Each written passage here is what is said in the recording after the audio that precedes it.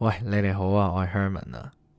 你睇到嘅係幾個月前嘅我，冇錯。你見我溫書溫到死下就知。其實我同你一樣，只不過係一個普普通通想喺大學好好咁生存落去嘅大學生。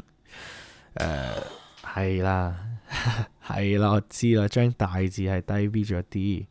不過曾經有過一班中意音樂嘅朋友喺香港同我一齊努力過。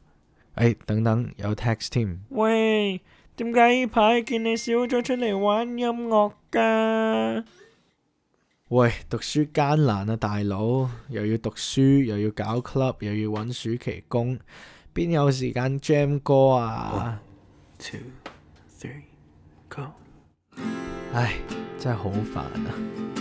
講返啦，我記得我細個嘅時候，聽我老豆唱歌開始呢，我就已經好中意音樂噶啦。人越大個，音樂就變成我嘅一部分，就好似一日唔聽歌呢，就會瞓唔着，又或者周身唔聚財咁樣啦。不過到咗大學，發覺生活真係好難平衡。音樂呢，慢慢變咗一個可以幫我暫時放鬆、暫時逃離生活嘅老友。不過逃離就還逃離嘅，平時咁多嘢忙，真係好少時間可以自己一個人唱下歌、發泄下咁樣。